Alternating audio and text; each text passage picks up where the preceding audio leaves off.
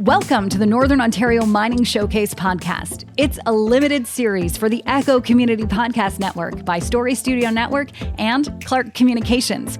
We highlight the influential voices, partners, and leaders who are driving innovation, research, and development, creating new market opportunities and new ways of doing business in the mining industry. I'm Dave Hansman. I work with Redpath Mining Inc., which is the parent company of the Redpath Group. Redpath does mine construction and mine development around the world, and we've been in business in Canada and internationally for a number of years. We were formed in 1962. We moved to North Bay, Ontario in 1969, and in particular, in the last 20 years, we've seen tremendous growth around the world.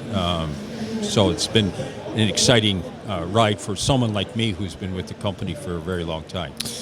So when the company started in 1962, what was its main priority and function? Were you in the business of constructing mines? Yeah, the very first contract that was done was undertaken by our founder, Jim Redpath, and he did a shaft design for a company up in Quebec, and then undertook the contract to build it, and that was the small little start. And some of the students he employed at that time later became executives within the growing organization. So it actually grew to the point where the work grew beyond Noranda, beyond Val-d'Or, beyond Chibougamau in that area. And as he looked at where the markets were going to go, he decided to go to North Bay and make Northern Ontario the base. Mm-hmm. Why North Bay? North Bay was central to Sudbury. It was easy access to Timmins, Noranda, Val-d'Or, and that region. Gateway to the north. Yeah, the gateway to the north, Yeah. exactly. Yeah. So that was the idea. Nice place to live, not a mine town, easy access to Toronto without having to live in Toronto, and his idea was we should be able to attract people here. And it's worked out quite well. So, and as I've talked to folks, and again, I kind of have looked a little bit into the history of PDAC itself. So there are a couple of things that, and I like to think I'm paying attention, but it really did surprise me to realize that here in, as far south in Toronto you can go before you get wet. Here we have the largest gathering of the mining industry in the world, for huge. one thing. 30,000 people involved in this event this week. Yes. And when you think about, 90 odd years ago when it all started, it would have been primarily the operators of the mines who were pretty much gathering, and they would have been exchanging, ideas on how to, and then it grew into the idea of some development of technology, and, they could probably sell their wares and so on. And even I would think in the last 50 years, so, half the time that PDAC has been here, all of a sudden we've got a southern part of this convention hall that is primarily or almost exclusively taken up by the finance side of things. Yes. The dollars, the cents, the venture capital, all of those things that really kind of, make the business go. And that's where there is that connection between Northern Ontario and Toronto, because it's the stock exchange here that really is the heart of the business of mining. So it's again, I don't think a lot of folks realize that there is a thread that we're pulling between what's going on Bay Street and what's happening in North Bay, quite literally, and how important it is to the provincial economy. Indeed, and I can look back, the first time, this is a bit of an anniversary for me, because the first time I came to PDAC was in 1974. I was in third year in mining school, and all the boys came down to see what was going on here. At that time, it was mainly geologists, small people doing exploration, trying to get their mines going, get investors to go. So it was about investors and the explorationists. But as time went on, the mines, the bigger mines, the senior mining companies got more involved in it. And then we started, the First Nations groups getting involved. We had the service companies, and there are a lot of service companies in a place like North Bay getting involved, because this is an exciting business to be in, and a lot of people don't understand how a company based in North Bay, Ontario can be servicing the world, literally. In our particular case, we're working in 12 different countries right now. We have almost 7,000 employees, and it just keeps growing. It's an exciting time to be in the business. For Redpath, I talked earlier about Jim Redpath, who founded the company back in 1962. He laid down some basic fundamentals, guidelines of how the business should run, or how he felt it should be running, and philosophies for the business. We still use those. We stick to those because they're our guiding light. And it's interesting because you'll see one of the themes that's here is sustainability, sustainable development. And sustainability goes into a lot of things. It's people, it's your company, it's the industry, morphing into the communities and the greater world. And those, the thing that's thrilled us about the guidelines and philosophies that were laid down by Jim Redpath way back in the 60s, they all relate to what we're trying to do now. Safety has been a big thing. And I don't think that there's a person in this, anywhere in this convention that wouldn't have safety somewhere on their, in their minds, in the background, what's going on. Well, now it's part of the C-suite conversation. It's not something, I was talking to somebody yesterday just saying, you know, we've gone from a place where safety, as an example, was regulated, and we tick the box for compliance. Now we tick the box because we're committed to it. And there's a huge difference culturally in terms of, you know, the way you approach that, yes, whether it's with your investors, your stakeholders, or with your staff. Yes. Well, right? I agreed.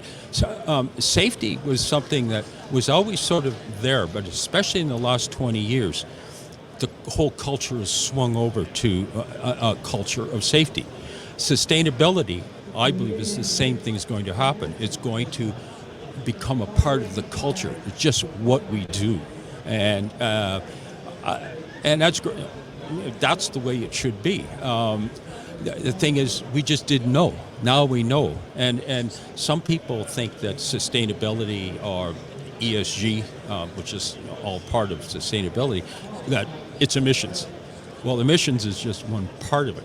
There's 16 other sustainable development goals that the UN is trying to promote, which affects water resources, biodiversity, communities, human rights, and it goes on and on. But these are the more we know about them, the more they become a part of our culture, the more we know how it all comes together. So let me ask you this, because I think that we have we're a little bit more mature here in Canada on that level, in that conversation. And for a variety of reasons, not the least of which is we have rule of law. Yes. You know, and there's some respect for that, give or take. And the companies that do business here comply with that and commit to it. So that makes sense to me. But you talk about all the different countries that you're involved in. My guess is that you have run into certain situations where the rule of law isn't quite as rigorous as it might be here in Canada. So I asked, the question then becomes, at what point do you, as a company, make sure that you're putting the lens on the work being done elsewhere that is as good as the work being done here? Well, there's more than one way to do that. First of all, you choose where you're going to go to work. Mm-hmm. You know, you not only choose the countries you want to work in, the areas of the country you may want to work in, and the clients that you want to work with.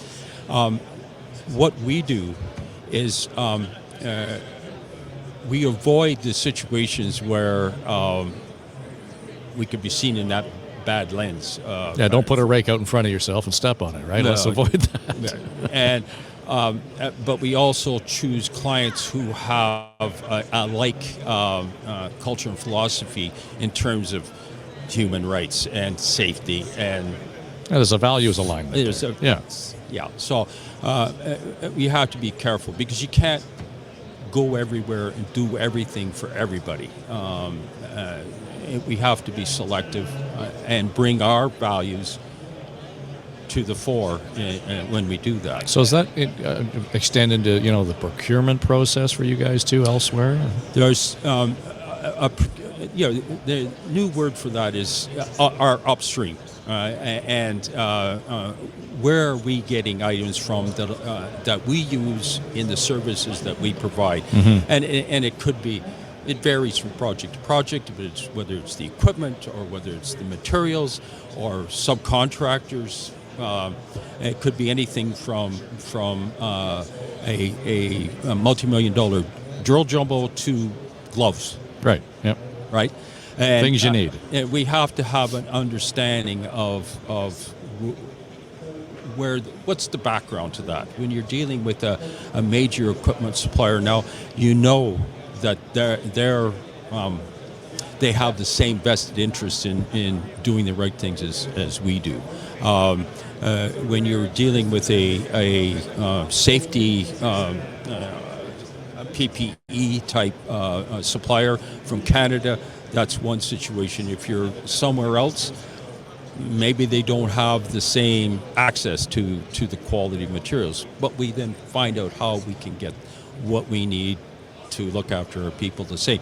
What we've tried to do is be consistent, whether we have a person working for us in Canada or United States or Australia or in Indonesia or Mongolia or someplace else, that the level of safety awareness, training, preparation, PPE is the same. So consistency in that. Two of the themes that have come up as we've spent a few days here at PDAC, and one has been the emergence, and I use the phrase advisedly, the explosion of new tech in mining, and you've obviously seen that over the last 61 years since Redpath's been doing business. But also then you've got with that technology comes a shift and a diametric shift in skills. And the skills that you need to actually do the mining now. Yes. You're right, whether it is to construct the mine or operate the mine, whatever it might be. Yes. It ain't what it used to be. And so those two things, in some cases, almost are at odds in many respects, because we're not doing it the way we used to, but there's a perception that we're doing it the way we used to. So trying to get somebody to come into the industry, we got to disavow them of the way we used to do it and make them all excited about the way we're doing it now, which is the new tech. So that seems to be this underlying theme with everybody I've talked to this week so far, that we've got a great story to tell. We've got new tech. We're having a hard time bridging that with new talent, sometimes to bring the new talent into the mining industry. And given the demands on mining, we're going to need the minerals. We're going to need to, build my next phone, all those things. Yeah. We need that talent there. Well, and that is one of the challenges we all face. It's actually exciting. At least I think it would be. If I was a young person coming into the industry and they looked at all the opportunities that are out there as a result of this new tech, we have to invent new ways to mine. It's not just the new equipment. We have new ways to get at the ore and get it mined and do it economically and you get the minerals and metals that we're going to need to move forward. We need 2.3 times more copper being produced 10 years from now than is being produced now. How are we going to do that? Right? We've got to be more productive. We've got to be more efficient in everything we do. We've got to use the best technology that's available, and we have to have the young folks come along who are going to make this stuff work. This is real and present a need, and yes, we have no reason to be negative about the way we used to do things. That was our industry. Sure, yeah. And people, we have to go from the point of view of people, for the most part, were doing the best they could with what they knew, but we learned so much more. We've got so much better technology now.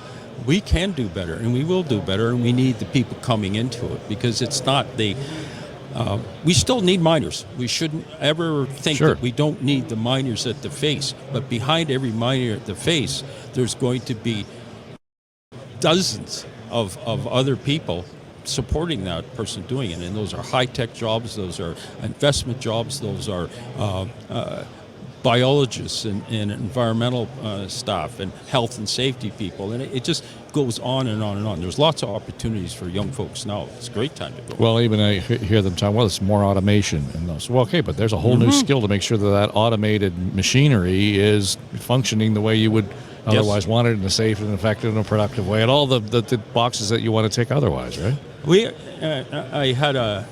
was a funny situation I ran into in Australia a few years ago when we first started using automation for operating equipment.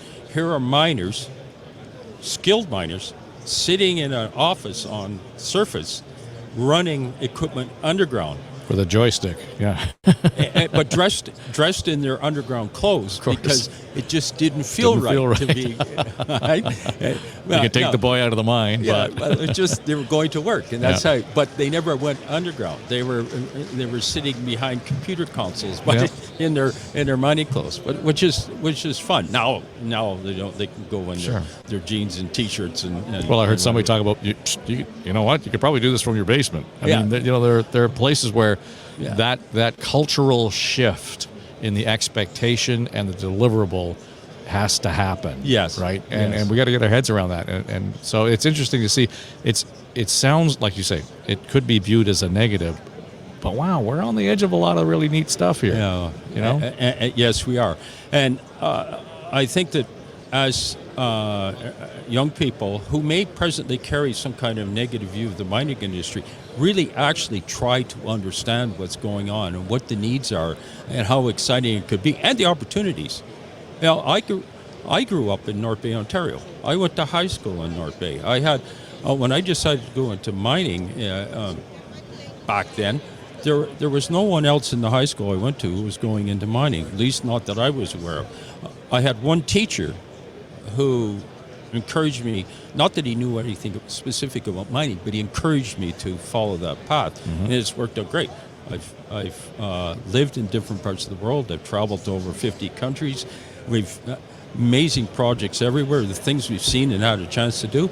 You don't have to grow up in a mining town to be engaged in mining. Yeah, and clearly it is what you make of it. It is, right? It is. Yeah. It's a good story to tell, and I think to your point, and others I've said, there are good stories here, and I dare say that if there's a challenge for the mining sector, is that it has to get out in front of itself a little bit and tell these stories a little better. Yes. I agree, and we have a lot of good stories to tell.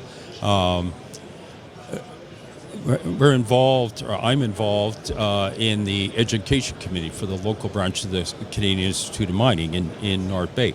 And one of the tremendously interesting and fun things to do is the education programs and getting involved with the elementary schools and the high schools to give them a little bit more information about mining, to help them understand a little bit more what we're doing, and that's where it has to come. Sure, absolutely. I was talking to the guys at NORCAT, and they're involved in that skill development. And what came out of our conversation is that above all else, if you can pique curiosity, you're on the right track. And then there's an ability to do that with the tech and the opportunities. David, thanks for being here. This was fun.